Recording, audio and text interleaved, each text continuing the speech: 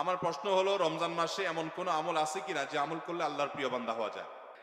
রমাদান মাসে আল্লাহর নৈকট্য লাভের জন্য যে সুযোগটা তৈরি হয়, এটা বছরের অন্য কোনো মাসে হয় না। রমাদান মাসের প্রধান ইবাদত হলো সিয়াম বা রোজা, যেটাকে আমরা রোজা বলি। এই রোজা বা সিয়াম বা সাওম, এই ইবাদতটা আল্লাহর সঙ্গে বান্দার নৈকট্য লাভের সবচেয়ে বড় সোপান এবং সিঁড়িগুলোর একটা। কারণ আল্লাহ তাআলা হাদিসে কুদসিতে বলেছেন, আস-সাওমু লি ওয়া আনা আজজি বিহি। রোজা এটা আমার জন্য বান্দা রাখে, আর এটার বিনিময়ে আমি নিজে দিব।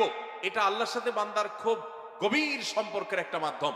দ্বিতীয় উপায় হলো, আমরা রমজান মাসে সাহরি খাওয়ার জন্য ভোর রাতে সবাই উঠি। ভোর রাতের এই সময়টা আল্লাহ তাআলা দুনিয়ার আসমানে এসে বান্দাকে ডেকে ডেকে ক্ষমা করেন। 5 ওয়াক্ত নামাজের জন্য আজান দেয় মুয়াজ্জিনরা, আর তাহাজ্জুদের জন্য আল্লাহ তাআলা নিজে ডাকেন। আল্লাহ রাব্বুল আলামিন দুনিয়া আসমানে এসে বান্দাকে ডেকে ডেকে বলেন, আলা মিন মুবতালান ফাউআফি আলা, আলা মিন মুস্তাগফিরিন ফাগফির আলা। তোমাদের মধ্যে কেউ ক্ষমা প্রার্থনাকারী আছে যাকে আমি ক্ষমা করব? কোন বিপদগ্রস্ত আছে যাকে বিপদ আমি দূর করব? আল্লাহ ডেকে ডেকে এগুলো দেন। সাহরি খেতে উঠেন, ওই টাইমটাতে আল্লাহর সবচেয়ে কাছাকাছি যাওয়ার সুযোগ হয়। সেজদায় লুটায় পড়েন। সেজদা হলো আল্লাহর আরো কাছে যাওয়ার মাধ্যম। সাহরি খাওয়ার আগে পরে 10টা মিনিট অন্তত টাইম বাইর করেন, লাইটটা বন্ধ করে দিয়ে আলো আধারিতে সেজদায় পড়ে যান, 2 রাকাত নামাজ পড়েন, একটু দোয়া করেন। আল্লাহ নৈকট্য লাভের দারুণ সুযোগ।